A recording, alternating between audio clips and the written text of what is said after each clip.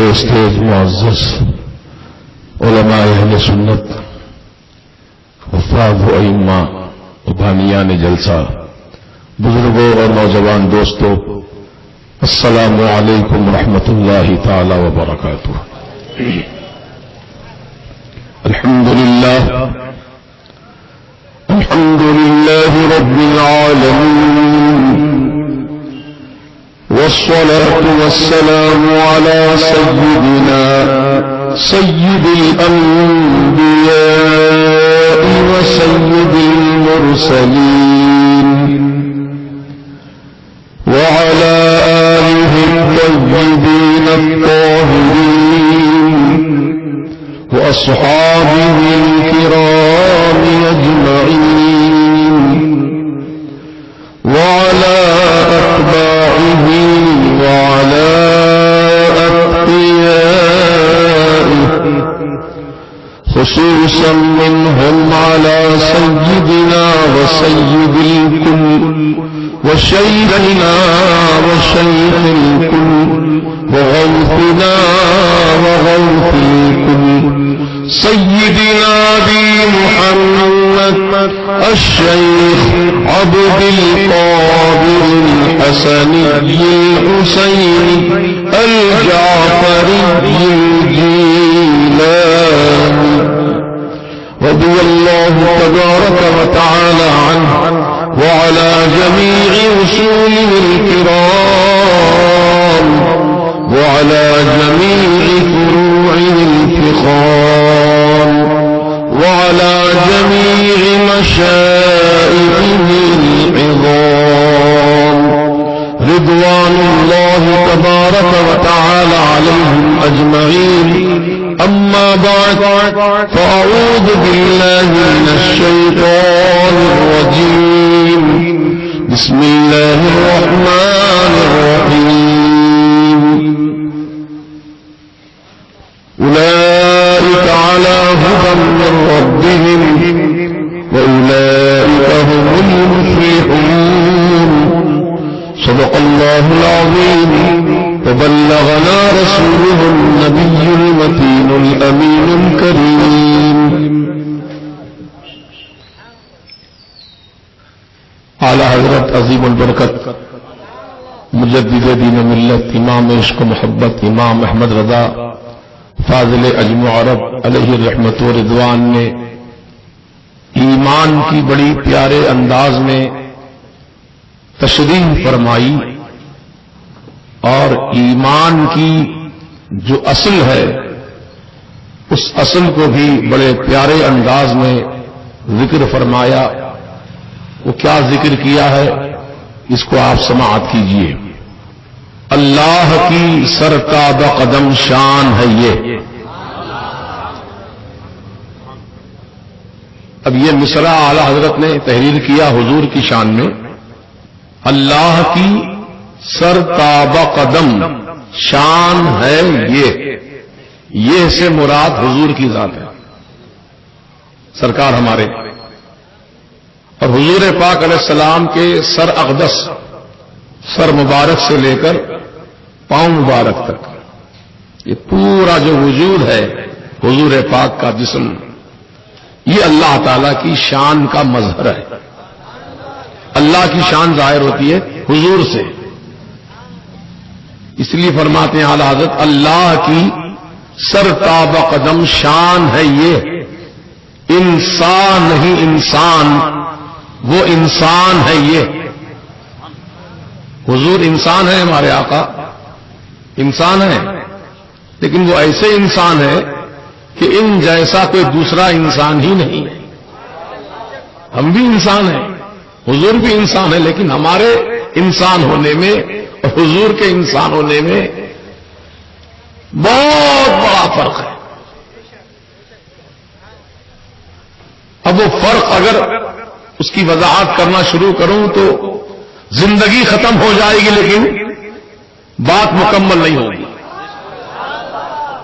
بس مختصر انداز میں یوں سمجھو کہ ہم آپ مٹی سے پیدا کیے گئے، پانی سے پیدا کیے گئے، ہوا سے پیدا کیے گئے، آگ سے پیدا کیے گئے، پانی سے پیدا کیے گئے۔ ہمارے جسم میں یہ چیزیں ہیں، ہوا بھی ہے، پانی بھی ہے، آگ بھی ہے، مٹی بھی ہے، لیکن سرکار دو عالم علیہ السلام جو پیدا کیے گئے وہ نور سے پیدا کیے گئے۔ فرق ہو گیا نا؟ حضور نور ہے، اس لیے ہمارے حضور کا سایہ زمین پہ نہیں پڑتا تھا۔ ہم آپ دھوپ میں کھڑے ہو جائیں تو سایہ زمین پر گرے گا، یہ لائٹ کی روشنی میں کھڑے ہوں تو سایہ زمین پر گرے گا، چراغ کی روشنی ہو، چاہے چاند کی چاندنی ہو، چاہے سورج کی روشنی ہو۔ ہمارا آپ کا بدن مٹی سے بنایا گیا، کثافت ہے اس کے اندر، کثافت، اس لیے سایہ پڑتا ہے۔ اور حضور کا جسم جو ہے نور سے پیدا کیا گیا، اس لیے وہاں لطافت ہی لطافت ہے، حضور کا سایہ نہیں ہے۔ نہ سورج کی روشنی میں سایہ ہے، نہ چاند کی چاندنی میں ہے، نہ چراغ کی روشنی میں ہے، سایہ ہی نہیں حضور کا۔ دیکھیے فرق، دیکھیے نا آپ۔ اچھا، ہم آپ اپنی ماں کے پیٹ میں رہے 9 مہینہ، کتنے؟ 9 مہینے تک۔ جب غذا کی ضرورت ہوئی تو اللہ تعالی نے ہماری ناک میں، بمبی میں ایک پائپ لگایا، قدرتی انتظام ہے۔ اس پائپ کے ذریعے سے خون، ماں کا خون ہمارے پیٹ میں پہنچایا گیا۔ ہم جب ماں کے پیٹ میں تھے تو ہماری غذا خون، کس کا خون؟ ماں کا خون۔ منہ سے نہیں پلایا، بمبی سے پلایا۔ حالانکہ دنیا میں ہم کھاتے پیتے سب منہ سے ہیں، بمبی سے نہیں کھاتے ہیں، منہ سے کھاتے ہیں، لیکن ماں کے پیٹ میں منہ سے نہیں پلایا خون کو، بمبی سے، ناک کے ذریعے سے۔ اس لیے کیونکہ اللہ تعالیٰ یہ جانتا ہے کہ میرا بندہ جب پیدا ہوگا ماں کے پیٹ سے تو اس منہ سے میرا بھی نام لے گا، میرے حبیب کا بھی نام لے گا، اس لیے اس منہ کو اللہ نے خون سے پاک رکھا، ناک سے پلایا، منہ سے نہیں پلایا۔ سمجھ رہے؟ اب حضور پاک صلی اللہ تعالی علیہ وسلم بھی اپنی والدہ ماجدہ کے شکم میں 9 مہینہ رہے، لیکن حضور کے ناک میں نال نہیں لگی تھی، حضور کو خون نہیں پلایا گیا ماں کے پیٹ میں۔ اب اس کی تشریحات 2 ہیں۔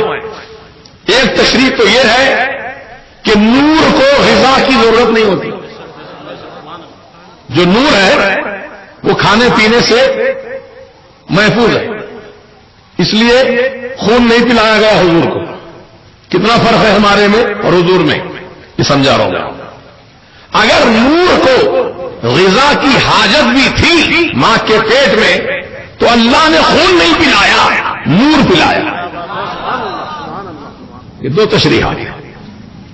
تو ہمارے سرکار نور ہیں، ہم خاکی بشر ہیں، وہ نوری بشر ہیں، ہم خاکی بشر ہیں، ہم مٹی والے انسان ہیں، حضور نور والے انسان ہیں۔ فرق سمجھ میں آ گیا نا؟ اب سنو اعلی حضرت کا شعر، اللہ کی سرتابہ قدم شان ہے یہ، انسان نہیں انسان، وہ انسان ہے یہ۔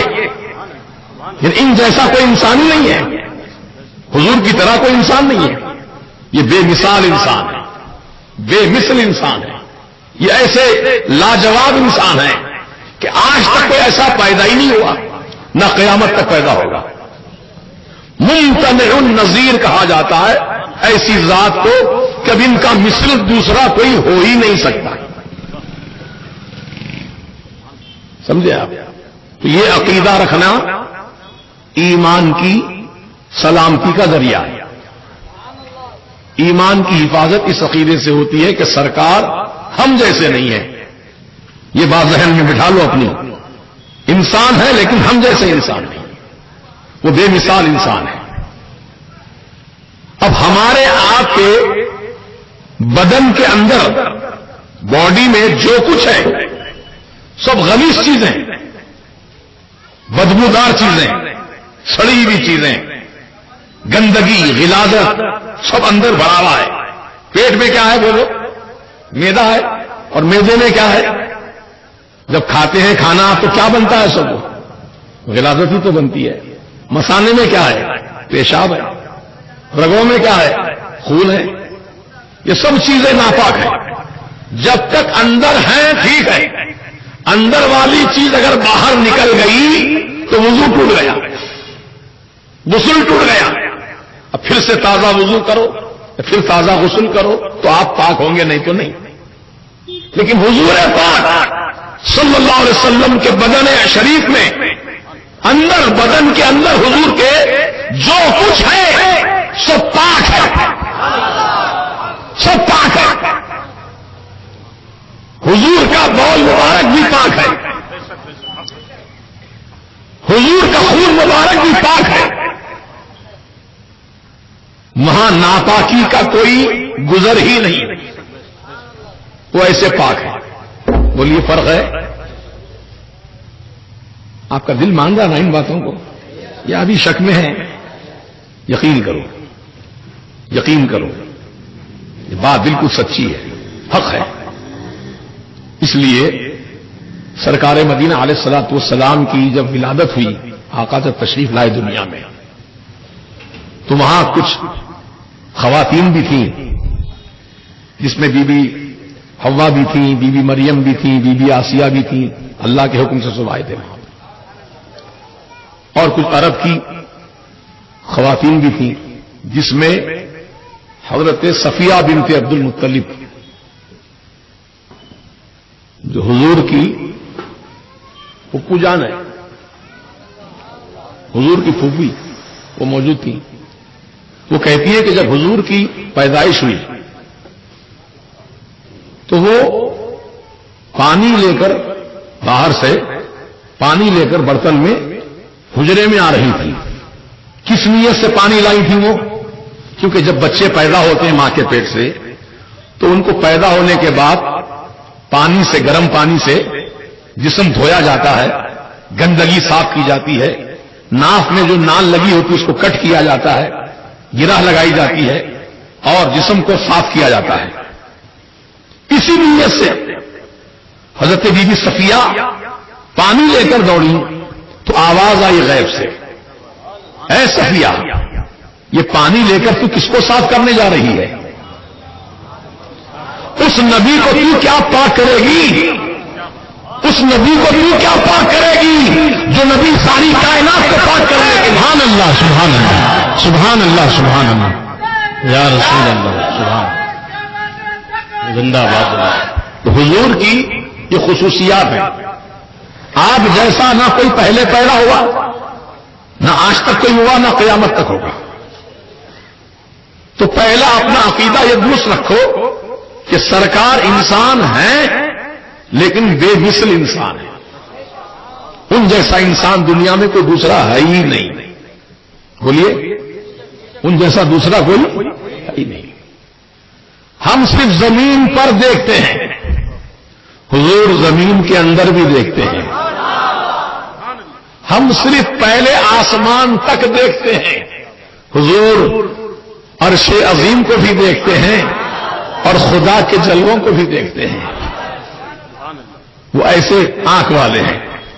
اس لیے حضور نے فرمایا، انی ارا ما لا ترون، میں وہ دیکھتا ہوں جو تم نہیں دیکھتے، وہ اسمع ما لا تسمعون، میں وہ سنتا ہوں جو تم نہیں سنتے۔ کیا دیکھتے ہیں، کیا سنتے ہیں؟ اس کی بھی ذرا وضاحت کر دوں آپ کو۔ حضرت عباس رضی اللہ تعالیٰ عنہ حضور کے چچا ہیں۔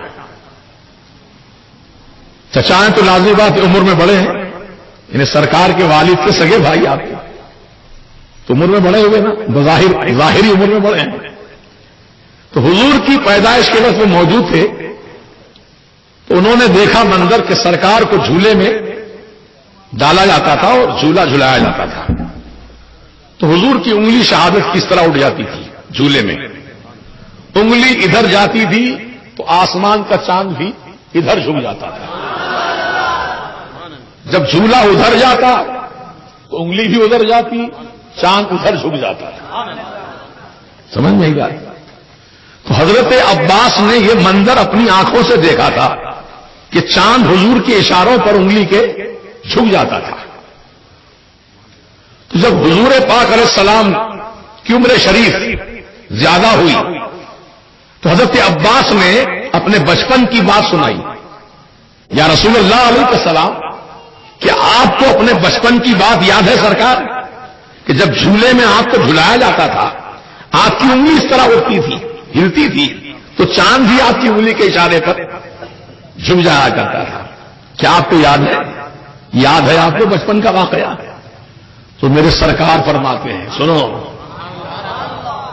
اے میرے چچا عباس, آپ جھولے کی بات پوچھتے ہیں, مجھ سے یاد ہے کہ نہیں؟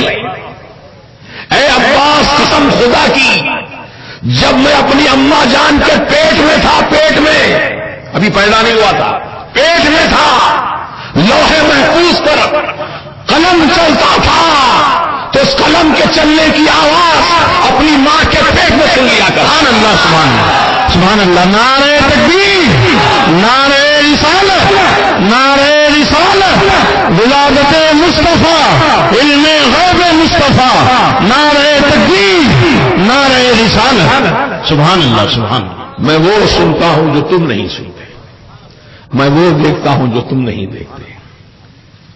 سورج گہن کی نماز ادا فرما رہے تھے سرکار.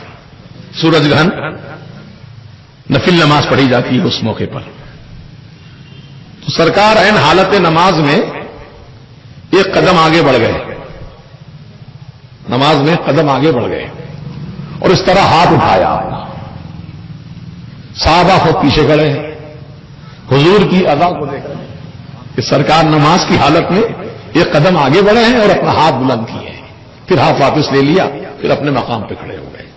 نماز مکمل ہونے کے بعد صحابہ نے حضور سے سوال کیا, یا رسول اللہ علیہ السلام, ہمارے ماں باپ آپ پر قربان ہو جائیں سرکار, آپ نماز کی حالت میں ایک قدم آگے بڑھے, پھر اپنا ہاتھ اونچا کیا, پھر واپس لے لیا, پھر مقام پہ کھڑے ہو گئے, سرکار یہ معاملہ کیا ہے؟ تو حضور پاک نے فرمایا کہ میں جب نماز ادا کر رہا تھا اس وقت جنت میرے سامنے تھی, جنت میرے نگاہوں کے سامنے تھی, میں دیکھ رہا تھا جنت کے درخت جس پہ پھل لگے ہوئے تھے. میں نے اپنے ہاتھ اونچا اس لیے کیا کہ کچھ پھل توڑ لوں اور تمہیں کھانے کے لیے دے دوں, لیکن پھر میں نے خیال کیا جنت تو غیب کی چیز ہے, یؤمنون بالغیب, غیب پر ایمان رکھنا ہے نا. اگر میں جنت کی نعمت یہی دنیا میں دے دوں تو ایمان بالغیب ختم ہو جائے گا, اس لیے میں نے پھلوں کو نہیں توڑا تاکہ تمہارا غیب پر ایمان سلامت رہے. اللہ, دیکھیے حضور جنت بھی دیکھ رہے ہیں, جنت کے پھل بھی دیکھ رہے ہو اور توڑنے پر بھی قادر ہیں. اور کرو, زمین پر کھڑے ہو کر ہاتھ اونچا کیا تو جنت میں پہنچا دیا. کہاں پہنچایا؟ جنت میں پہنچ گیا. حضور اس طرح پکڑ کے توڑ لیتے, پھل ہاتھ میں آ جاتا آپ کے. تو ہماری طرح نہیں ہے ہاتھ حضور کے, حضور کے ہاتھ بے مثال, حضور کی نگاہیں بے مثال, حضور کا سراپا بے مثال. سمجھ میں ہی بات آپ کی؟ چاند بھی چمک رہا ہے نا, یہ دیکھیے اس چاند کو 14ویں کا چاند تھا, یہ تو 11ویں کا چاند ہے. 14ویں کا چاند مکمل گول ہو جاتا ہے. اس چاند کو حضور نے مکہ شریف کعبۃ اللہ کے قریب میں پہاڑی ہے, اس کو بو قبیس کی پہاڑی کہتے ہیں, بو قبیس. اس پر شاہ فہد نے اپنا محل بنا لیا ہے. وہی پہاڑی پر کھڑے ہو کر حضور نے اس چاند کو اشارہ کیا تھا. اشارہ کیا تو چاند 2 ٹکڑے ہو گیا اور 2 ٹکڑے ہو کر زمین پہ اتر آیا. حضور جس پہاڑ پہ کھڑے ہیں پہاڑ کے سیدھی جانب آدھا ٹکڑا آ گیا, بائیں جانب آدھا ٹکڑا اتر آیا, نیچے آ گیا چاند, ٹکڑے ہو کر 2 نیچے آ گیا. پھر حضور نے پھر اشارہ کیا تو جہاں سے آیا تھا پھر جا کر آپس سے مل گیا. اس کو کہتے ہیں شق القمر. کیا کہتے ہیں؟ شق القمر، چاند کو چیر دینا۔ اعلی حضرت امام اہل سنت نے اس معجزے کو حضور کے کس پیارے انداز میں بیان کیا، سنیے کہ اشارے سے چاند چیر دیا، اشارے سے چاند چیر دیا، چھپے ہوئے خور کو پھیر لیا۔ خور یہ خورشید کا مخفف ہے، خورشید کہتے ہیں سورج کو۔ حضرت مولا علی کی نماز اثر قضا ہو گئی تھی اور حضور جو ہے ان کی یہ ران پر سر رکھ کے آرام فرما رہے تھے، حضرت علی کی ران پر۔ سورج ڈوب گیا، اثر کا وقت ختم ہو گیا، حضرت علی کی آنکھوں میں آنسو آ گئے نماز اثر کے چھوٹنے کے غم میں۔ ہماری آپ کی نمازیں کتنی قضا ہو رہی ہیں، کبھی روئے کبھی میری نماز قضا ہو گئی، روئے نہیں روئے، رو، حضرت علی کی سنت پہ عمل ہو جائے گا۔ افسوس کرو کہ میری نماز چھوٹ گئی، نمازیں وقت پہ ادا کیا کرو، نماز کی حفاظت کرو، نماز کی پابندی کرو۔ کھانے پینے سے زیادہ کہیں نماز کی فرضیت ہم پر ہے۔ ہم لوگ ٹائم دیکھتے ہیں کھانے کا، یہ ٹائم کھانے کا ہے، یہ ٹائم بریک فاسٹ کا ہے، یہ ٹائم لنچ کا ہے، یہ ٹائم ڈنر کا ہے نا، ٹائم کے حساب سے کھاتے ہیں نا۔ اس سے کہیں زیادہ گھڑی دیکھتے رہو، یہ ٹائم فجر کا ہے، 5:30 ہو گئے، نماز کا وقت ہو گیا، اٹھو، 1 بج گیا، یہ ٹائم ظہر کا ہے، 5 بج گئے، کہو یہ ٹائم عصر کا ہے، 6:30 ہو گئے، یہ ٹائم مغرب کا ہے، 8:30 ہو گئے، یہ ٹائم عشاء کا ہے۔ تو ٹائم کی پابندی کرو اور نمازیں وقت پہ ادا کرو۔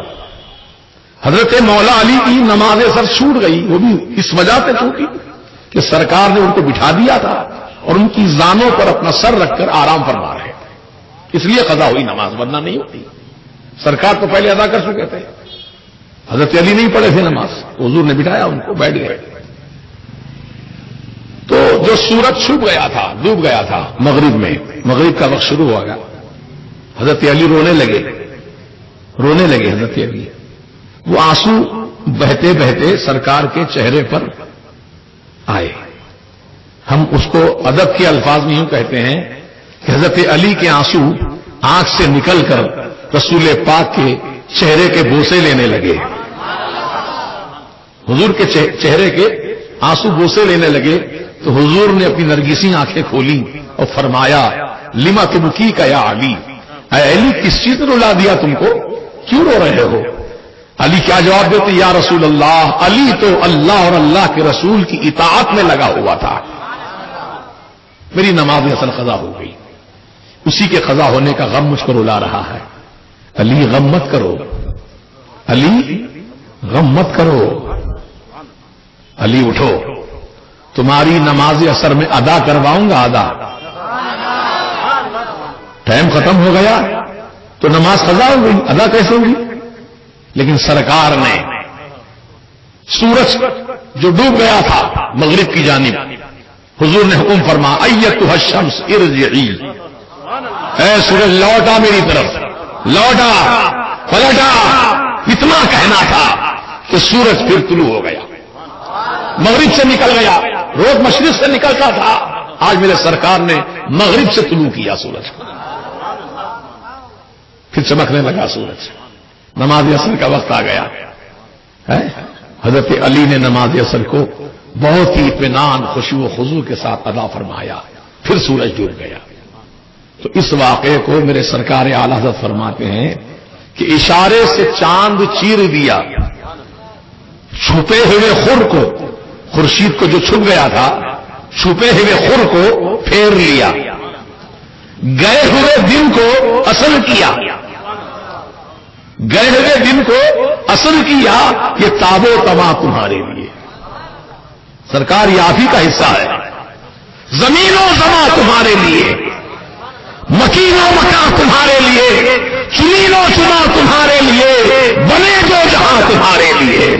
یا رسول اللہ بدن میں ہے جان تمہارے لیے، دہن میں زبان تمہارے لیے، ہم آئے یہاں تمہارے لیے، اٹھے گی وہاں تمہارے لیے۔ تو حضور کی شان بے مثالیت کو ماننا یہ ایمان کے تقاضے ہیں۔ حضور انسان ہے لیکن بے مثال انسان ہے، بولیے بے مثال انسان ہے۔ اپنا جیسا بولا اگر کوئی سمجھ لو ایک پکا سڑا ہوا وہابی ہے۔ حضور ہماری طرح انسان تھے بھائی، ایسا کوئی بولا آپ کے سامنے اس سے فوراً دوری اختیار کرو، سمجھ لو یہ ہمارا نہیں ہے۔ جو حضور کو اپنا جیسا بولا وہ ہمارا نہیں ہے۔ حضور ہم جیسے نہیں ہیں، آپ جیسے نہیں ہیں، کسی کی طرح نہیں، بولی ہے حضور بے مثال ہے۔ اب میں فرق بتا رہا ہوں آپ کو، فرق سمجھتے جاؤ۔ میں کہتا ہوں یہ پوری وہابی تنظیمیں جتنی ہیں، تحریکیں تنظیمیں، سب مل کر انگلی نہیں پورے دونوں ہاتھ ہلا کے بولو اے سورج لوٹا، اے سورج لوٹا، اے سورج لوٹا۔ مر جاؤ گے کہتے کہتے لیکن سورج نہیں نکلے گا۔ تمہارے میں وہ اتنا کمال ہے ہی نہیں جو کمال میرے مصطفیٰ کی انگلی میں ہے۔ تو پھر کیوں کہتے ہو رسول ہم جیسے ہیں؟ شرم نہیں آتی بولتے ہوئے؟ کوئی آج تک غیر مسلم نہیں بولا میں رام جیسا ہوں، ارے کوئی دعویٰ نہیں کیا آج تک، لیکن یہ کیسے کلمہ پڑھنے والے لوگ ہیں جو حضور پاک علیہ السلام جو اللہ کی کل مخلوقات میں، زمینوں میں، آسمانوں میں، فرشتوں کی جماعت میں، نبیوں کی جماعت میں، رسولوں کی جماعت میں، اللہ والوں کی جماعت میں، تمام انسانوں کی جماعت میں کوئی میرے آقا جیسا ہے ہی کوئی نہیں۔ یہ عقیدہ رکھو۔ تو حضور پاک علیہ الصلوۃ والسلام بے مثال ہے۔ فرق بتاؤں اور آپ کو دیکھیے، سرکار کی بارگاہ میں صحابہ آئے، یا رسول اللہ علیہ السلام پینے کے لیے پانی نہیں ہے، پینے کا پانی ختم ہو گیا سرکار، پانی نہیں ہے، پیاس لگی ہے، وضو بھی کرنا ہے، جانور بھی پیاسے ہیں، سرکار کرم فرما دیجیے۔ تو صحابہ کا حضور کو اپنی طرح سمجھتے تھے۔ یہ لوگ کہتے پھرتے ہیں گلی گلی کوچا کوچا صحابہ والا کام کرو، نبیوں والا کام کرو، صحابہ والا کام کرو۔ تو صحابہ والا کام تو یہی تھا کہ ان کو جو بھی حاجت ہوتی تھی رسول کی بارگاہ میں اپنی حاجت پیش کرتے تھے۔ صحابہ والا کام تو یہ ہے۔ تم کون سا صحابہ والا کام کر رہے ہو؟ صحابہ والا کام نہیں ہے، جو ان کو حاجت ہوتی چاہے دنیا کی چاہے دین کی حضور سے رجوع ہوتے تھے۔ اب پانی نہیں ہے تو کیا کرنا؟ حضور صحابہ کے ساتھی ہیں کہ حضور کے پاس پانی کے مشکل سے بھرے ہوئے تھے، کچھ اور سامان تھا پانی کا بھرا ہوا نہیں، کچھ بھی نہیں۔ صحابہ کے پاس پانی نہیں، حضور کے پاس بھی نہیں، ظاہر میں تو نہیں تھا، لیکن اتنا جانتے بوجھتے بھی صحابہ حضور پہ کیوں بول رہے ہیں کہ پانی ہمیں چاہیے؟ حضور پانی ختم ہو گیا۔ اللہ تعالیٰ سے نہیں مانگا، اللہ کے رسول سے مانگا، کیونکہ وہ جانتے ہیں رب دینے والا رب ہے، لیکن دیتا ہم کو نہیں ہے، رسول کو دیتا ہے، اور رسول ہم کو دیتے ہیں۔ اس لیے صحابہ اسی عقیدے پر جمے تھے، حضور سے معروضہ کیا سرکار پانی نہیں ہے۔ حضور نے فرمایا پیالہ لاؤ، پیالہ رکھ دیا گیا۔ حضور نے اپنی 5 انگلیاں سیدھے ہاتھ کی اس پیالے کے اندر رکھی، کٹورے میں، ہر انگلی سے پانی کی نہر نکل رہی ہے، پانی ابل رہا ہے۔ صحابہ اٹھا کر پانی برتن میں بھر رہے ہیں، کوئی پی رہا ہے، کوئی برتن بھر رہا ہے، کوئی جانوروں کو پلا رہا ہے، کوئی وضو کر رہا ہے، کوئی غسل کر رہا ہے۔ انگلیوں سے پانی نکال دیا حضور نے، پانی انگلی سے نکالا۔ یہ حضور کی خصوصیات ہے، یہ حضور کے معجزات ہیں۔ بتاؤ حضور کی انگلیوں کا جب یہ کمال ہے، سرکار کے اشارے کی طاقت کا یہ حال ہے، انگلیوں کا یہ کمال ہے، تو ان جیسا دنیا میں اور کون دوسرا ہے؟ ہرگز نہیں، ہرگز نہیں۔ تو عزیزان محترم، عقیدہ اچھا رہنے سے، عقیدہ صحیح رہنے سے ہی انسان کا ایمان محفوظ رہتا ہے۔ ایمان سلامت رہتا ہے. اگر عقیدہ بدل جائے تو ایمان برباد ہو جاتا ہے، ایمان تباہ ہو جاتا ہے، جیسے کہ اور لوگوں کا ایمان تباہ ہو گیا. عقیدہ صحیح نہیں رہنے کی وجہ سے تباہ ہوا. حضور کے علم غیب کا انکار کرتے ہیں، حضور کو علم غیب نہیں ہے کہتے ہیں. سرکار ہماری طرح انسان ہے، پیٹھ کے پیچھے کیا ہے حضور کو نہیں معلوم، یہ دیوار کے پیچھے کیا ہے حضور کو نہیں معلوم. یہ وہابیوں کی بولی ہے. ہم سنیوں کی بولی کیا ہے؟ سرکار دو عالم علیہ السلام پوری کائنات کو ایسے دیکھتے ہیں، زمینوں میں، زمینوں کے اندر، زمینوں کے باہر، پہاڑوں میں، دریاؤں میں، سمندروں میں، آسمانوں میں، ایسے دیکھتے ہیں پوری کائنات کو جیسے کوئی انسان اپنی نگاہوں کے سامنے اپنی ہاتھ کی ہتھیلی دیکھتا ہے، ایسے دیکھتے ہیں سرکار. اب بتاؤ، حضور کی نگاہوں کے سامنے پوری کائنات ہے تو کون سی چیز غیب ہے؟ غیب کیا ہے حضور کے سامنے؟ کیا غیب ہے؟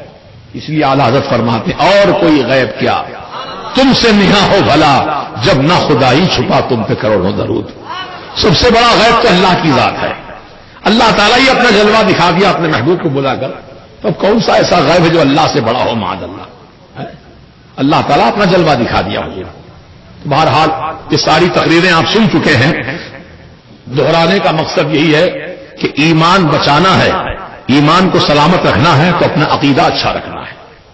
اللہ اور اللہ کے رسول کے متعلق، اللہ تعالیٰ کی کتابوں کے متعلق، اللہ کے فرشتوں کے متعلق جو ایمانیات سے متعلق ضروریات ہیں، ان تمام چیزوں کو صحیح طور پہ ماننا، یہی ہے ایمان کی سلامتی، یہی ہے ایمان کی حفاظت. اب اس کے لیے یہ تو باتیں آپ تقریروں میں سنتے ہیں علماء اہل سنت سے، انشاءاللہ سنتے رہیں گے، لیکن جو اصل بنیاد ہے آج کے جلسے کا عنوان ایمان کیسے بچایا جائے، تو اس کے لیے پہلے تو ایمان والا بننا ہے، اور ایمان والا وہی کہلاتا ہے جس کا عقیدہ اچھا ہو، حضور کا علم غیب بھی مانتا ہو، حضور کو اللہ کا نور مانتا ہو، حضور کو رحمت للعالمین شفیع المذنبین گناہگاروں کی شفاعت کرنے والا مانتا ہو، سرکار کو بے مثال مانتا ہو، سرکار کو حیات النبی یعنی قبر میں آج سرکار اپنی قبر میں زندہ ہیں اس بات کو مانتا ہو. یہ تمام عقیدے جو صحیح مانتا ہے وہ ہے ایمان والا، وہ ہے ایمان والا. اب ایمان تو الحمدللہ ہے، اب ایمان کو بچانا کیسے؟ کیونکہ چو طرف سے خطرہ ہے ایمان کو، ہر قدم پہ خطرہ ہے، ہر قدم پہ دھوکہ ہے. تو یہ دھوکوں سے، خطروں سے اپنے ایمان کو کیسے بچائیں؟ تو عزیزان محترم، مسلک اعلی حضرت ایک ایسی محفوظ تجوری کا نام ہے کہ مسلک اعلی حضرت کے دائرے میں جو آ گیا اس کا ایمان بچ گیا. حقیقت بول رہا ہوں میں آپ سے، اللہ کی قسم، یہ کوئی مبالغہ نہیں ہے، کیونکہ میرے ذہن میں جو مفہوم ہے اس مفہوم کے مطابق میں آپ سے عرض کر رہا ہوں کہ مسلک اعلی حضرت کا جو دائرہ ہے نا، جو اس کے حدود ہے، جو اس کا جوریڈکشن ہے، اس کا جو دائرہ ہے، وہ ایسا محفوظ ہے کہ اس دائرے میں جو آ گیا اس کا ایمان بچ گیا. آج دیکھیے بڑے بڑی ہستیاں تھپڑے کھاتے ہوئے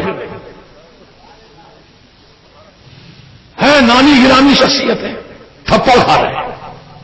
کیوں؟ کیا ضرورت پڑی تھپڑ کھانے کی؟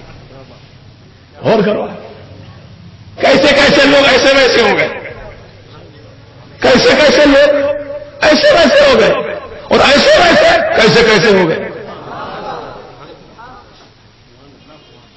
تو جو ایمان اپنا بچا نہیں سکتے، خود اپنا ایمان نہیں بچا سکا، وہ دوسروں کا کیا ایمان بچائے گا؟ پہلے اپنا ایمان محفوظ رکھ، پھر دوسروں کے ایمان کی حفاظت کا سامان کر. تو اعلی حضرت نے نہ اپنا ایمان بچایا بلکہ دنیا میں بسنے والے کروڑوں مسلمانوں کے ایمان کی حفاظت کا سامان عطا کر دیا. کیا فرماتے میرے اعلی حضرت؟ درود پاک پڑھ لیجیے، اللہم صلی علی سیدنا و نبینا مولانا محمد مبارک وسلم، صلاۃ و سلام علیک یا رسول اللہ. للہ الحمد، میں دنیا سے مسلمان گیا. اس سے پہلے کا مثال، انہیں جانا، کس کو؟ حضور کو.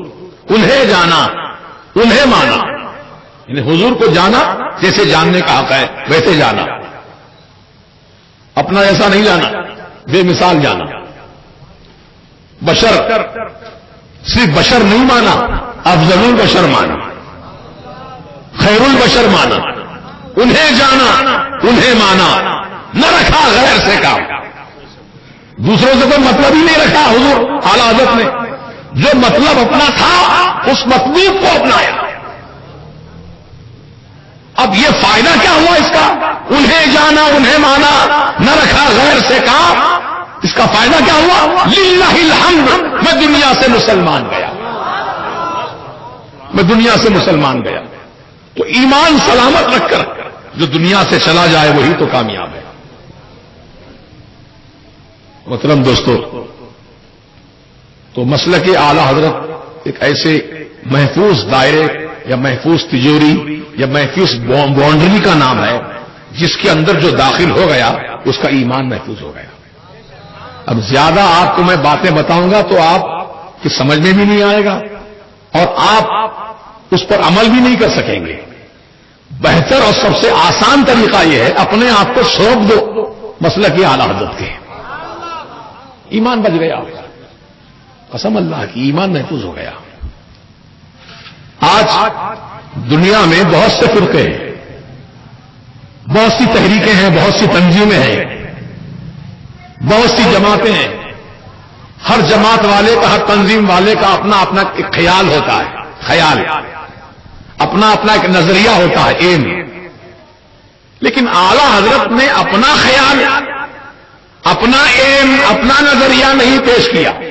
جو پیش کیا اللہ رسول کا حکم جو تھا وہ پیش کیا، جو صحابہ کا عمل تھا وہ پیش کیا، جو اہل بیت اطہار کی زندگیاں تھیں وہ پیش کی، غوث اعظم کا جو طریقہ تھا وہ پیش کیا، غریب نواز کا جو راستہ تھا وہ پیش کیا. اپنی طرف سے کچھ نہیں کہا، جو کہا اللہ رسول کی مرضی سے کہا. یہ مسلک اعلی حضرت ہے. اب لوگ آج مسلکی کو ماننے تیار نہیں کہتے. پانچواں مسلک کی کیا ضرورت ہے؟ مسلک تو چار ہی ہیں، حنفی، شافعی، مالکی، حنبلی. یہ مسلک اعلی حضرت کیا ہے؟ نیا مسلک. قسم اللہ کی، مسلک امام اعظم ابو حنیفہ کا دوسرا نام مسلک اعلی حضرت ہے. یہ نیا مسلک نہیں ہے. مسلک امام اعظم ہی کو ہم مسلک اعلی حضرت کہتے ہیں. کیوں کہتے ہیں؟ کیا ضرورت پڑی کہنے کی؟ جب مسلک امام اعظم جیسی شخصیت کے نام سے منسوب ہے تو مسلک اعلی حضرت تو ان کے بعد پیدا ہوئے، ان کے نام سے منسوب کرنے کی کیا ضرورت ہے؟ تو سنو، وجہ اس کی یہ پڑی کہ حنفی جو امام اعظم کے فالوور ہیں، تقلید کرتے ہیں، پیروی کرتے ہیں مسائل میں، اس میں بھی ایک اصلی ہے ایک نقلی ہے. حنفیوں میں بھی ایک اصلی حنفی ہے ایک نقلی حنفی ہے. اب بات ذرا سمجھیے آپ اس کو، بہت کام کی بات ہے. دیوبندی علماء اپنے آپ کو حنفی کہتے ہیں اور ہم بریلوی علماء بھی اپنے آپ کو حنفی کہتے ہیں. وہ بھی حنفی بول رہے ہیں اپنے آپ کو اور ہم بھی حنفی بول رہے ہیں. حنفی کا مطلب امام اعظم کے طریقے پر چلنے والے، آپ کے بتائی ہوئی تعلیمات پر چلنے والے کو حنفی کہتے ہیں. امام شافعی کے طریقے پہ چلنے والوں کو شافعی کہتے ہیں. امام احمد بن حنبل کے راستے پہ چلنے والوں کو حنبلی کہتے ہیں. امام مالک کے راستے پہ چلنے والوں کو مالکی کہتے ہیں. چاروں طریقے صحیح ہیں، کوئی غلط نہیں ہے، چاروں امام برابر ہیں. امام اعظم کے ماننے والے دنیا میں بہت بڑی تعداد میں ہیں حنفی. تو اس میں دو گروپ ہو گئے، ایک اصلی ایک نقلی. نقلی بھی اپنے آپ کو حنفی بول رہا ہے، اصلی تو ہے، اصلی تو بولیں گے حنفی. جو نقلی ہے نہیں ہے، حقیقت میں حنفی نہیں ہے، وہ بھی اپنے آپ کو حنفی بول رہا ہے. نہیں سمجھے؟ دیکھو، ایک ڈالڈا ہے ایک اصلی کی ہے. اصلی ہے، ڈالڈا ہے، لیکن ڈالڈا بول رہا ہے کہ میں بھی اصلی ہوں، تو بات غلط ہو جائے گی نا بھائی. دنیا مانے گی ڈالڈا تو اصلی ہی، ہٹ یہ ڈالڈا ہے نقلی، ہمیں اصلی چاہیے. تو بزرگوں اور دوستو، اصلی حنفی وہ ہیں جو سرکار کو یا رسول اللہ کہہ کے پکارتے ہیں، حضور کا علم غیب مانتے ہیں، حضور کو قبر میں زندہ مانتے ہیں، اصلی حنفی ہے. اور نقلی حنفی کہتے ہیں یا رسول اللہ کہنا شرک ہے، نہ پکارو رسول کو، پھر کہتے ہیں حنفی، کہتے ہیں نہ پکارو. امام اعظم کا طریقہ کیا تھا؟ امام اعظم نے رسول کو ندا کر کے پکارا، یا رسول اللہ غثنی وامددنی، اے اللہ کے رسول میری مدد فرمائیے.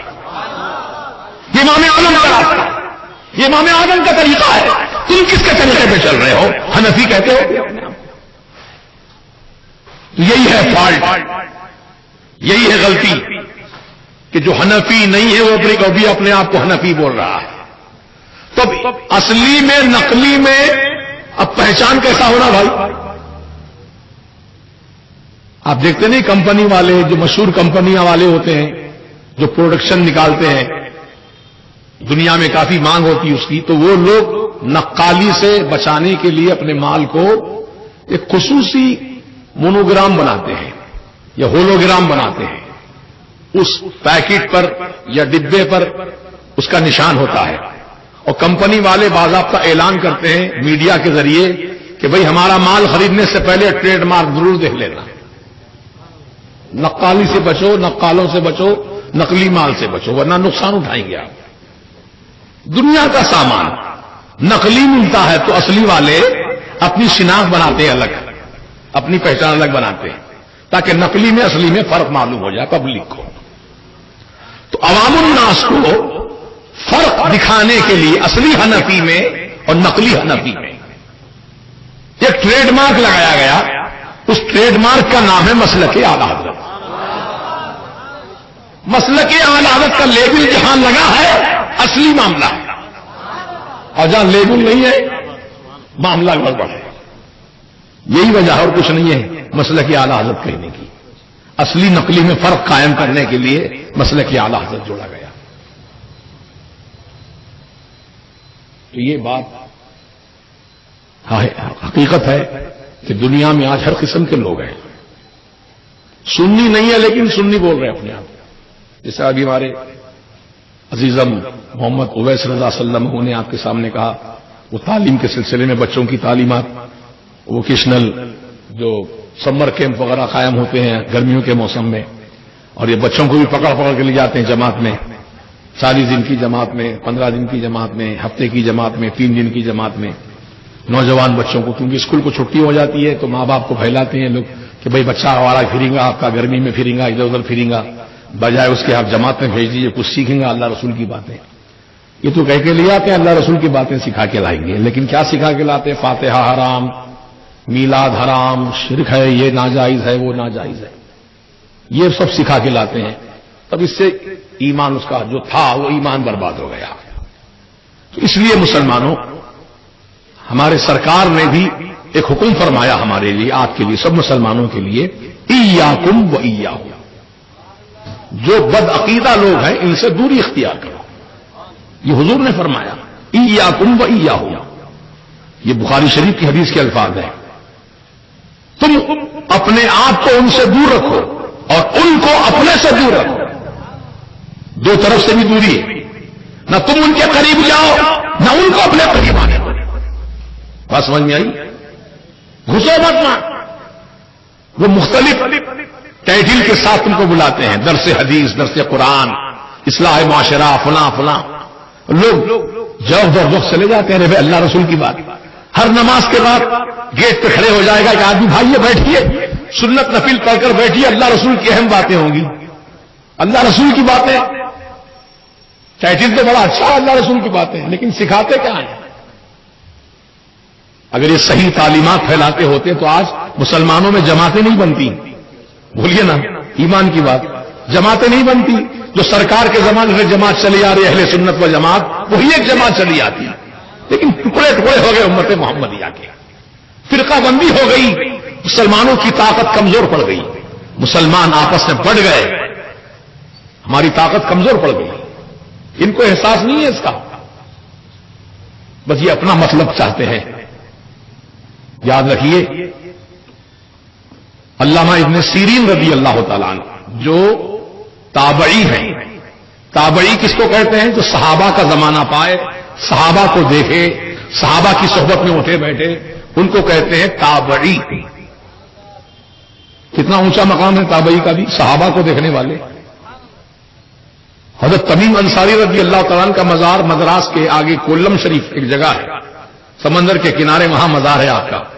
صحابی رسول ہے حضرت تمیم انصاری رضی اللہ تعالیٰ. لوگ ہمارے ہندوستان کے لوگ صحابی کے مزار پہ جا کے خوش ہوتے ہیں. ہم صحابی کو تو نہیں دیکھے لیکن کم از کم ان کے مزار کی زیارت تو کر رہے ہیں،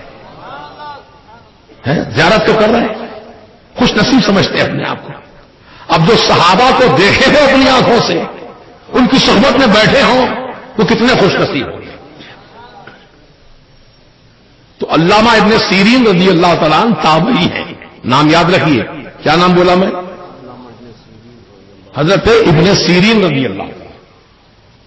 یہ خوابوں کی تعبیر کے بہت بڑے عالم مانے جاتے ہیں. خواب دیکھتے نا لوگ اکثر خواب، تو کون سے خواب کی کیا تعبیر ہے، اس تعلق سے آپ کو بہت بڑا ملکہ حاصل تھا. آپ کی کتابیں اس عالم رویا کی تعبیرات سے متعلق. بہرحال آپ کے پاس ایک آدمی آیا، کہنے لگا حضور میں قرآن سنانا چاہتا ہوں، سنیے قرآن سنانا چاہتا ہوں. حضرت نے فرمایا نہیں، تجھ سے نہیں سنوں گا میں. کیا فرمایا؟ تجھ سے نہیں سنوں گا. اچھا ٹھیک ہے قرآن مت سنیے، حدیث رسول سن لیجئے. کہا نہ، حدیث رسول بھی نہیں سنوں گا میں تجھ سے. پھر فرمایا تو یہاں سے فوراً چلا جا، اڑ جا یہاں سے، چل نکل یہاں. وہ سوچے پڑ گیا کہ ایسا کیوں کہہ رہے ہیں حضرت مجھ کو؟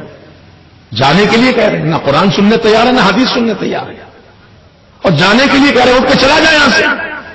اٹھ کے نہیں گیا تو فرمایا اگر تو نہیں جائے گا تو میں یہاں سے چلا جاؤں گا، نکل یہاں. تو آپ کے جو شاگرد تھے ان کو بڑا تعجب ہوا، اچھا نہیں لگا ان کو. ارے کوئی آنے والا کہہ رہا میں قرآن سناتا ہوں، حدیث سناتا ہوں، تو لوگ کیا کہتے ہیں؟ نہیں سنیں گے بولتے، سنیں گے بولتے. سنائیے، سننا چاہتے ہیں بولیے سنائیے. لیکن حضرت نے منع کیا نہیں سننا ہے تجھ سے. تو شاگردوں پر یہ بات بڑی گرا گزری، اور اس کے جانے کے چلے جانے کے بعد پوچھا ابن سیرین رضی اللہ تعالیٰ عنہ سے، تابعی سے، کہ حضور آپ نے نہ قرآن سننا پسند کیا نہ حدیث رسول سننا پسند کیا، آخر اس کی وجہ کیا ہے؟ ہم وجہ جاننا چاہتے ہیں. تو فرمایا ابن سیرین نے مجھے معلوم ہے یہ شخص بد مذہب ہے، بد مذہب ہے. اس کی زبان سے اگر میں قرآن سنوں اس کا مطلب غلط سمجھا دے اور غلط مطلب میرے دل دماغ میں بیٹھ جائے تو جیسے یہ گمراہ ہے ویسے میں بھی گمراہ ہو جاؤں گا. اس لیے میں نے اس کے منہ سے نہ قرآن سننا چاہا نہ حدیث رسول سننا چاہا. مجھے معلوم ہے بد مذہب آدمی ہے. سنا آپ نے؟ جب علامہ ابن سیرین جیسی شخصیت بد مذہبوں سے اتنی دوری اختیار کرتے ہیں کہ 14ویں صدی کا حال کیا ہے. ہم کو آپ کو کتنی دوری اختیار کرنی چاہیے. بلاتے ہیں آؤ قرآن، آؤ حدیث، آؤ اللہ رسول کی بات. بد مذہب کی زبان پہ نہیں سننا ہے، اس کی زبان سے سنو جو سرکار کا وفادار ہے. وفادار وہ ہے یا رسول اللہ کہے یا نبی اللہ کہے، الصلاۃ والسلام علیکہ یا رسول اللہ کا ترانہ پڑھے، جو حضور کا علم غیب مانے. اب آپ لوگ سب تحقیقات کرتے ہیں اپنی ذاتیت سے متعلق. کچھ کاروبار کرنا ہے تو بڑے بڑے تجربے حاصل کرتے ہیں. یہ کاروبار کرنا چاہ رہا ہوں بھائی، کروں نہ کو کروں، فائدہ ہے نہیں ہے، کیسا کرنا کیسا نہیں کرنا، کہاں سے مال خریدنا، کیسا پرچیزنگ کرنا، کیسی کتنا منافع ملتا ہے اس پر، کتنا پروفٹ ہے، سب معلومات کرنا آتا آپ کو. یہ معلومات کرنا نہیں آتا یہ مسجد کا امام کون ہے، سنی ہے کہ وہاں بھی ہے، یہ حضور کا علم غیب مانتا ہے کہ نہیں مانتا ہے، سرکار کو زندہ مانتا ہے کہ نہیں مانتا ہے، سرکار کو اللہ کا نور مانتا ہے کہ نہیں مانتا ہے، سرکار کو شفیع المذنبین مانتا ہے کہ نہیں مانتا ہے. یہ سب پوچھو نا، معلومات کرو. کوئی گردن نہیں مارے گا آپ کی پوچھنے سے، اگر مار بھی دو تو کوئی غم نہیں، شہید کہلاؤ گے۔ ممتاز احمد قادری شہید رحمت اللہ علیہ نے اپنی جان کو رسول کے عشق میں قربان کیا۔ کیا جذبہ محبت ہے، اس کو کہتے ہیں عشق رسول کی منزل۔ کیسا دل گردہ ہے، گستاخ رسول کو کیفر کردار پہنچایا اور خود پھندے پہ جھول گئے۔ محترم دوستو، مرنا تو ہے ایک دن، لیکن ایسی موت جو حضور کی محبت میں آئے، کتنی بے مثال موت ہے۔ آپ کی زبان پہ سبحان اللہ نکل رہا ہے، لاکھوں کروڑوں مسلمان بھی سبحان اللہ کہہ رہے ہیں، کتنی اچھی موت ہے۔ کوئی افسوس نہیں کیا، کہہ رہے کتنی اچھی موت ہے۔ عشق رسول میں جان دیا، عاشق رسول ہے، شہید اسلام ہے، شہید کہہ کے پکارا جا رہا ہے، غازی کا لقب دیا گیا۔ کیوں یہ سارے القابات ممتاز آدمی کو کیوں دیے جا رہے ہیں؟ اس لیے کیونکہ حضور کی محبت میں اپنی عزیز ترین جان کو قربان کیا۔ تو قربان اگر ہو جائے جان تو کوئی غم نہیں ہے۔ خوش نصیب ہوتے ہیں وہ بندے جو اللہ رسول کی محبت میں جان دیتے ہیں۔ ڈرو مت، پوچھو، معلومات کرو، اس کے بعد پھر نیت کرنا پیچھے اس ایمان کے اللہ اکبر۔ ہر ایک کے پیچھے ہاتھ نہیں باندھ لینا، معلومات کرو، تحقیقات کرو۔ الحمدللہ آپ کے اس علاقے میں سنی مسجدیں بھی ہیں اور دوسرے عقیدے والوں کی مسجدیں بھی ہیں، تو نماز آپ سنی ہے تو سنی امام کے پیچھے نماز پڑھو، کیونکہ سنی کی نماز گستاخ رسول امام کے پیچھے نہیں ہوتی نماز۔ آپ جان بوجھ کے بھی پڑھیں گے تو آپ پر کفر کا فتویٰ لازم آئے گا۔ اگر بے جانے بوجھے پڑے ہیں تو گناہگار کہہ جائیں گے، وہ نماز کو لوٹانا پڑے گا، واجب ہے آپ کے ذمہ۔ یہ مسئلے ہیں شریعت کے، ہر ایک کے پیچھے اللہ اکبر نہیں بولنا۔ امام حسین رضی اللہ تعالیٰ عنہ کربلا کے میدان میں یزیدی امام کے پیچھے نماز نہیں پڑھی آپ نے، نہ یزیدی لوگ آپ کے پیچھے نماز پڑھے۔ بتا دیا فرق دونوں نے اپنا اپنا۔ یزیدی فوج امام حسین کے پیچھے نماز نہیں پڑھ رہی ہے، اور امام حسین کے ساتھ جو 72 آدمی تھے وہ یزیدی امام کے پیچھے نماز نہیں پڑھ رہے۔ دونوں کی جماعت الگ الگ ہو رہی ہے، دونوں کی اذان الگ، دونوں کی جماعت الگ۔ میدان ایک ہی ہے، کربلا کا میدان، جماعتیں دو ہیں۔ کیا مطلب؟ امام حسین نے بتا دیا اپنے نانا جان کی امت کو کہ یزیدیوں کی نماز اور ہے، حسینیوں کی نماز اور ہے۔ تو آپ حسینی ہیں تو حسینیوں کے پیچھے نماز پڑھو، ہے نا؟ انشاءاللہ بولو، کوشش کرنا، پوری کامیاب کوشش۔ کالج کے بچے، کالج میں پڑھنے والے طلباء، وہ بھی احتیاط کریں، اپنے ایمان کو بچائیں، کیونکہ ان کی صحبت تھی، ان کے پیچھے رہنے سے یا ان کے ساتھ رہنے سے اپنا ایمان خطرے میں پڑ جاتا ہے۔ جیسے کہ میں اکثر مثال دیتا ہوں کہ ایسے کچھ مریض ہیں دنیا میں، مریض جیسے ایڈس کا مریض، ایڈس کی بیماری بہت خطرناک ہے نا۔ ایڈس کا مریض، ڈاکٹر کہتے ہیں اس کا توال الگ، اس کی پلیٹ الگ، اس کا لباس الگ، اس کا بیڈ الگ، وہ تم استعمال مت کرو۔ کیوں؟ کہیں وہ بیماری تم کو نہ لگ جائے۔ بولیے، احتیاط کرتے ہیں نا۔ ڈاکٹر بھی جاتے ہیں تو بیچارے وہ ناک پہ ماسک لگا کے جاتے ہیں، ہاتھ میں گلفز پہنتے ہیں، دستانے پہنتے ہیں، بڑی حفاظت کے ساتھ جاتے ہیں ایڈس کے مریضوں کے قریب، کہیں وہ خطرناک بیماری کے جراثیم ہم کو نہ لگ جائیں۔ ایڈس کی بیماری سے بچنا ہے تو ایڈس کے بیمار کے قریب مت جاؤ،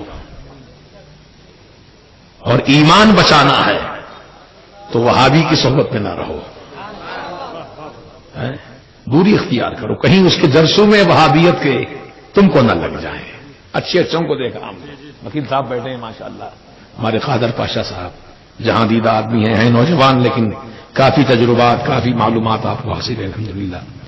بتائیے کیسے کیسے لوگ کیسے کیسے ہو گئے۔ کل تک جن کے گھر پہ غوث پاک کا جھنڈا لہراتا تھا، نکل گیا جھنڈا وہاں سے. 11ویں ہوتی تھی 11ویں بند ہو گئی، 12ویں ہوتی تھی 12ویں بند ہو گئی.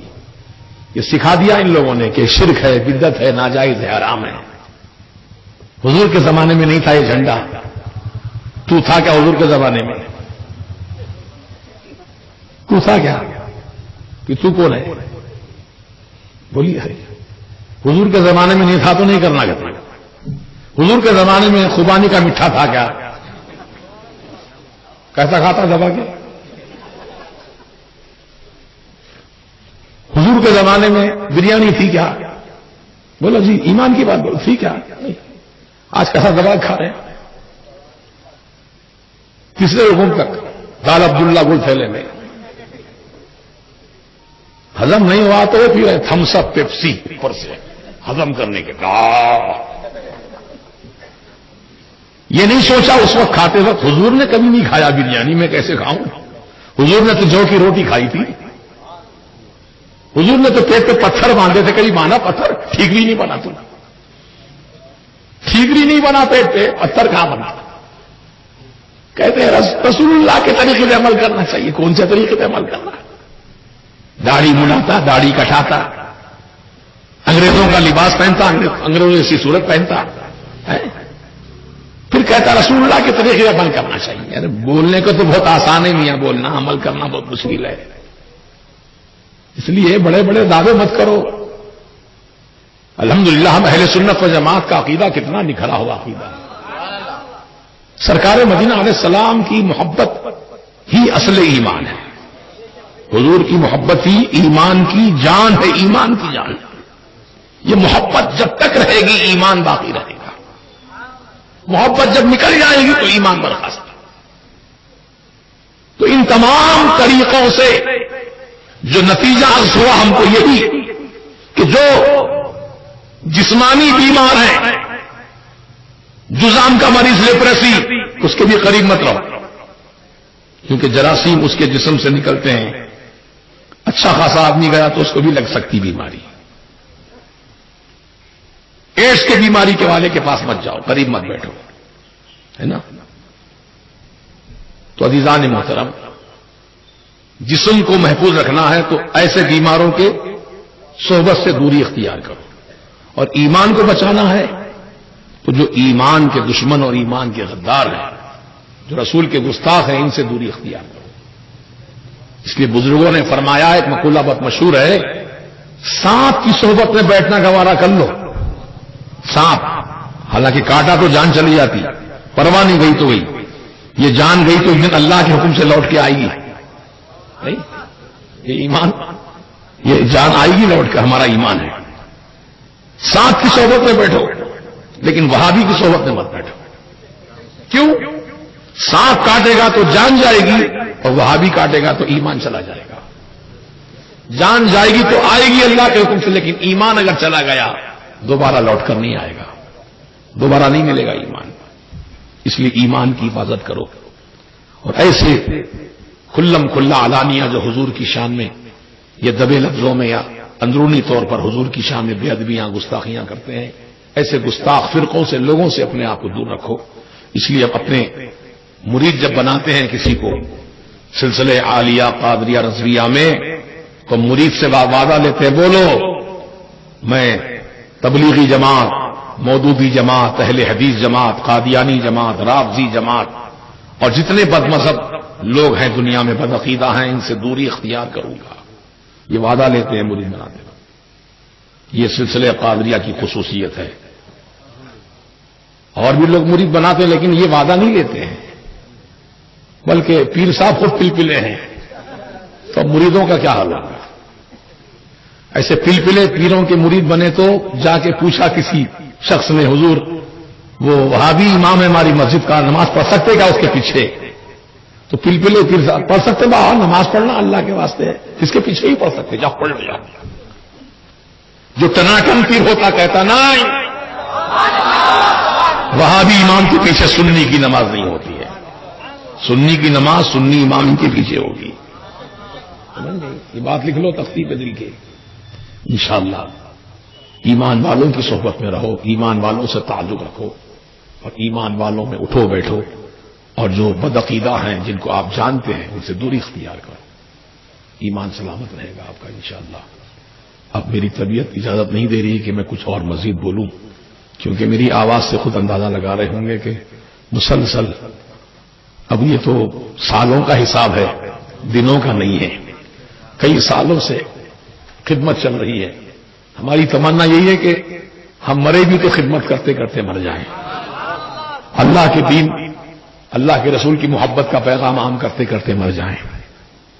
اللہ تعالی ہمیں ایسی توفیق عطا فرمائے، بس اللہ تعالی ہم سب کو دین اسلام پر ثابت قدمی عطا فرمائے اور ایمان کی سلامتی عطا فرمائے۔ ابھی بہت ساری باتیں میں سوچ کر آیا تھا، لیکن ابھی جو اہم ترین باتیں تھیں میں نے آپ کے سامنے بیان کر دیا ہے۔ انشاءاللہ اگر آپ لوگ سمجھدار ہیں، ان باتوں کو آپ نے سنجیدگی سے قبول کیا ہے تو انشاءاللہ اس پہ عمل بھی کریں گے انشاءاللہ۔ میری صورت دیکھ کر مت بولیے، اللہ رسول کو حاضر و ناظر جان کے بولیے۔ اللہ علیم و خبیر ہے، اللہ کے رسول حاضر و ناظر ہیں۔ ہم اہل سنت و جماعت کی عقیدے پر قائم رہیں گے، ہماری زندگی ہماری موت اسی عقیدے پر رہے گی انشاءاللہ۔ اللہ پاک توفیق دے، اور آپ آنکھ بند کر کے عمل کیجیے اہل سنت و جماعت کے عقیدے پر، انشاءاللہ آپ کامیاب رہیں گے، دنیا میں بھی، قبر میں بھی، حشر کے میدان میں بھی۔ یہ فقیر اس بات کی آپ کو تمانیت و ضمانت دیتا ہے کہ جو سرکار کا وفادار غلام رہے گا وہ زمانے بھر کا امام رہے گا۔ حضور کی محبت میں جیو، حضور کی محبت میں مرو، انشاءاللہ کبھی ناکامی کا سامنا نہیں کرنا پڑے گا۔ وَلَا تَهِنُوا وَلَا تَحْزَنُوا وَأَنْتُمُ الْأَعْلَوْنَ إِن كُنتُم مُّؤْمِنِينَ۔ تم سستی مت کرو، سستی مت کرو، غم بھی نہ کھاؤ۔ اللہ پاک فرما رہا ہے وَلَا تَهِنُوا وَلَا تَحْزَنُوا، تم سستی بھی مت کرو، غم بھی نہ کھاؤ۔ وَأَنْتُمُ الْأَعْلَوْنَ، تم ہی اعلیٰ رہو گے۔ اعلون اعلیٰ کی جمع ہے، تم ہی اعلیٰ رہو گے، بلند رہو گے، کامیاب رہو گے، سب سے اونچے رہو گے۔ اعلیٰ کب؟ ان کنتم مؤمنین، اگر تم سچے ایمان والے بن جاؤ تو تم ہی سب سے اونچے رہو گے۔ اور کیا چاہیے؟ یہ اللہ کا وعدہ ہے قرآن میں، جو ایمان والے ہیں سب سے اونچے ہیں، اور ایمان جس کا جتنا طاقتور ہے وہ اتنا اعلیٰ ہے۔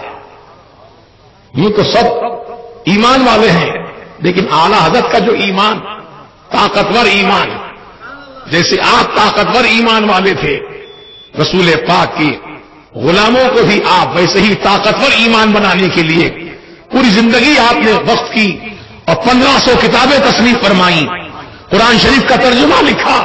یہ اعلیٰ حضرت کی تصانیف اور تحاریر، آپ کی خدمات ایسی بے مثال خدمات ہے کہ جو ان خدمات کو مان کر اس پر عمل کر لے گا وہ بھی اعلیٰ ہو جائے گا، وہ بھی اعلیٰ ہو جائے گا۔ آج دیکھیے حضور تاج الشریعہ کا مقام، بستی بستی قریہ قریہ تاج الشریعہ تاج الشریعہ، کیوں نعرہ لگ رہا ہے یہ؟ تاج الشریعہ کون ہمارے خاندان کے آدمی ہیں یا ہم ان کے خاندان کے ہیں؟ بچہ بچہ دیوانہ کیوں ہو گیا ان کا؟ ہر آدمی ان کا نام لینے پر فخر محسوس کرتا ہے، کیوں؟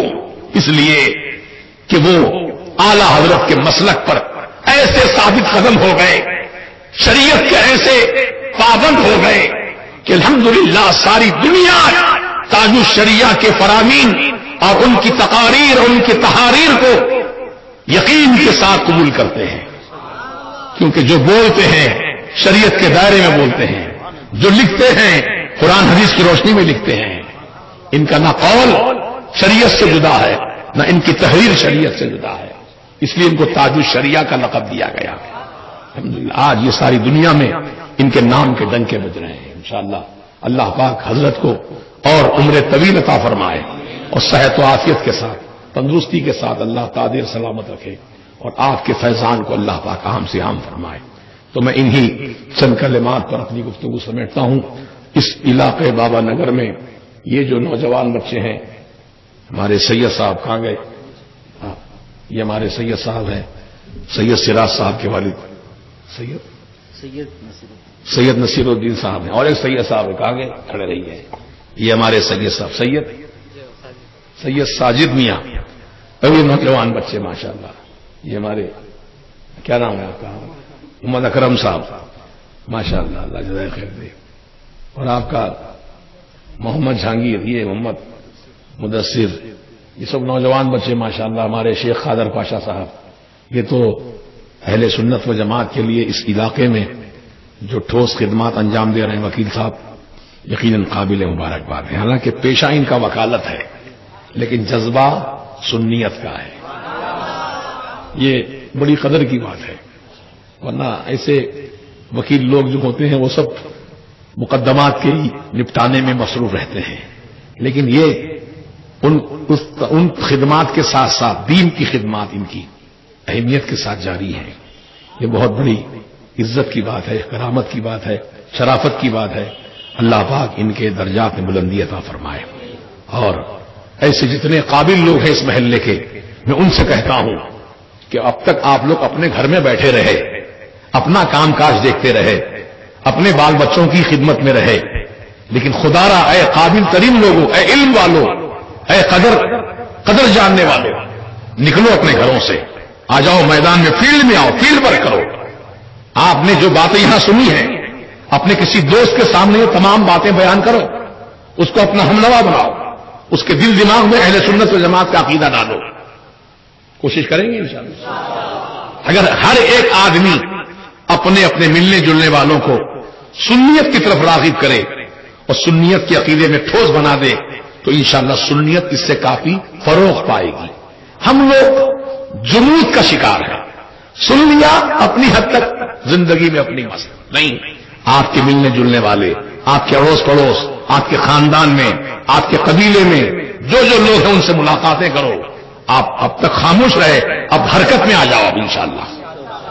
اگر آپ حرکت میں آ گئے نا سب آدمی، پھر دیکھیے اہل سنت و جماعت کا معاملہ کیسے نکھرتا ہے. اور انشاءاللہ اللہ پاک ہر ایک مسلمان بھائی کو، ہر نوجوان کو توفیق دے کہ وہ اپنے اپنے طور پر دین اسلام سنیت کی خدمت کے لیے آگے بڑھے انشاءاللہ.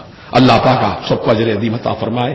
صلی اللہ تعالی علی خیر خلقہ سیدنا محمد وآلہ واصحابہ اجمعین برحمتک یا ارحم الراحمین. حضرات انشاءاللہ مرکز اہل سنت میں سمر کیمپ شروع کیا جائے گا. ابھی ایگزام شروع ہوئے بچوں کی، آج سے ہی شاید غالباً SSC کا آج سے شروع ہوا نا. ہاں تو SSC کے ایگزام ختم ہوں گے انشاءاللہ. اس کے بعد باضابطہ اعلان کیا جائے گا مرکز اہل سنت میں سمر کیمپ. جو بچے رات دن وہیں رہ کر تعلیم حاصل کرنا چاہتے ہوں دین کی، تو وہاں ان کے رہنے کا، کھانے کا فری انتظام رہے گا مرکز کی طرف سے انشاءاللہ. گزشتہ سال بھی تھا، یہ سال بھی رہے گا. تو جو نوجوان ہر عمر کے بچوں کے لیے وہاں داخلہ فری رہے گا. آپ لوگ تشریف لائیے، اپنے بال بچوں کو لے کر آئیے اور سمر کیمپ سے فائدہ اٹھائیے. 40 دن یا مہینے بھر کا جو بھی کورس ہوگا انشاءاللہ اس کے بعد آپ کا اعلان کیا جائے گا. اور جمعہ آپ مرکز اہل سنت میں آئیے. زیادہ دور نہیں ہے، گرا کنٹا بہت قریب ہے، یہاں سے 10-15 منٹ کا راستہ ہے. اور پھر جمعرات کو رات میں عشاء کی نماز کے بعد محفل قادریہ ہوتی ہے، اس محفل میں بھی آئیے. ہر اتوار کو ظہر کے بعد ذکر کی محفل ہوتی ہے، اس ذکر کی محفل میں بھی آئیے. ہر چاند کی 11 تاریخ کو، جیسے آج 11 تھی، سرکار غوث پاک کی محفل ہوتی ہے 11ویں شریف کی. اس طریقے سے وہاں کی ایکٹیویٹیز ہیں. تو آپ لوگ آتے جاتے رہیں گے تو آپ کے معلومات میں اضافہ ہوتا رہے گا اور تعلقات بھی آپ کے ہمارے مضبوط سے مضبوط ہوتے جائیں گے انشاءاللہ. پیار بڑھے گا، محبت بڑھے گی، اخلاص بڑھے گا. آنے جانے سے محبت بڑھتی نا انشاءاللہ. آپ لوگ آئیے، اس فقیر کی طرف سے آپ سب کو دعوت ہے آنے کی، اور ہمارے دروازے کھلے ہیں آپ کے لیے انشاءاللہ. اور آپ تشریف لائیے. ابھی اذان کے لیے اب کیا آواز پہلے ہی بیٹھی ہے میری. حضرات گرامی، آپ میری آواز سے پتہ لگا رہے ہوں گے کہ آواز کتنی متاثر ہے. ابھی کل تو بہت ہی زیادہ بیٹھی تھی آواز. اللہ کا کرم ہے، غوث پاک کی 11ویں شریف کی محفل میں دعا کر کے آئے ہیں.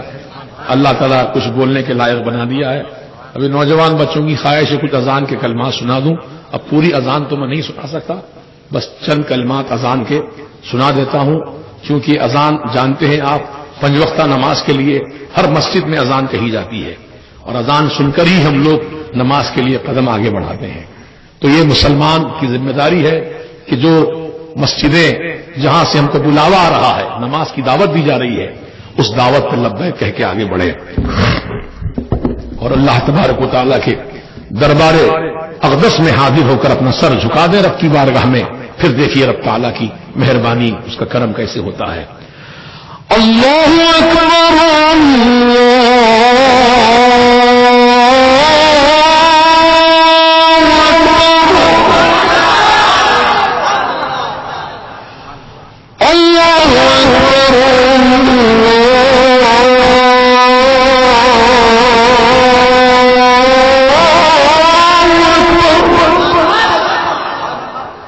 اللہ اکبر کے معنی ہے اللہ بہت بڑا ہے. اللہ بہت بڑا ہے، اللہ سے بڑا کوئی نہیں. اس کے بعد مؤذن یوں کہتے ہیں اشہد ان لا الہ الا اللہ،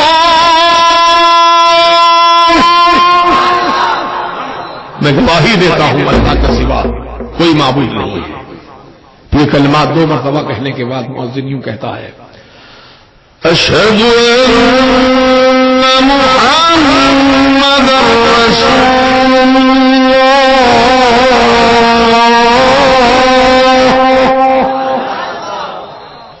اللہ رسول کی گواہی ہو گئی. پھر اب نماز کی دعوت. حی علی الصلاۃ،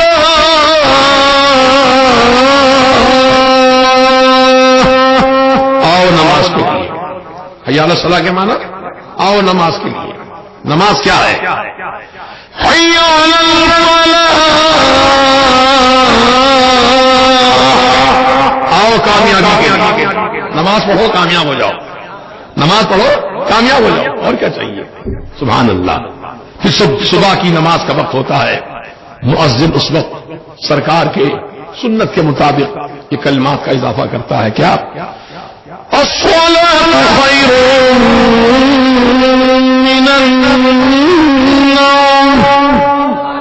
نماز نیند سے بہتر ہے. نماز نیند سے بہتر ہے. اٹھو نماز کے لیے، نیند توڑو، اپنی بستر چھوڑو، رب کی بارگاہ میں چلے آؤ. پھر دیکھو اللہ تعالیٰ اسلام اور ایمان کا جھنڈا نماز فجر ادا کرتے ہی تمہارے ہاتھ میں عطا فرماتا ہے. اسلام اور ایمان کا جھنڈا اللہ دیتا ہے تمہارے ہاتھ میں. مطلب یہ کہ اللہ تعالیٰ کے سلام کی اور اس کی امان میں آپ آ گئے. اب اللہ آپ کی حفاظت کرنے والا ہے بھیا. اس لیے صبح کی فجر کی نماز کی بڑی اہمیت ہے، کیونکہ نیند کا مسئلہ ہوتا ہے. آدمی جاگتا ہے راتوں میں، صبح جلدی نیند نہیں اٹھتی. لیکن جو بندے اللہ کی محبت میں رات بھر جاگے بھی ہوں لیکن نماز فجر ادا کر کے سو جائیں تو وہ کافی بہتر ہے ان کے لیے.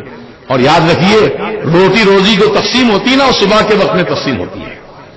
اللہ پاک کی بارگاہ سے فرشتوں کو حکم ملتا ہے، فرشتوں جو میرے بندے جاگ رہے ہیں ان کو روٹی روزی دو آج کی. اور ہم سوتے پڑے رہیں گے. 10 بجے 11 بجے ہماری صبح ہوگی تو کیا ہوگا؟ روٹی روزی سے محروم ہوں گے. اس لیے آقا نے فرمایا نوم الصبح تمنع الرزق، صبح کا دیر تک سوتے رہنے سے روٹی روزی سے روک دیا جاتا ہے. اس لیے آج لوگ پریشان ہیں، کہتے ہیں صاحب برکت نہیں ہے گھر میں، برکت نہیں ہے، دعا کر دیجئے، تعویذ دے دیجئے. سب سے بڑی تعویذ یہ ہے کہ نماز فجر کی پابندی کیجئے انشاءاللہ. پھر دیکھیے گھر میں کیسی برکت ہوتی ہے. پھر مؤذن کہتا ہے الصلاۃ خیر من النوم، نماز نیند سے بہتر ہے. اللہ اکبر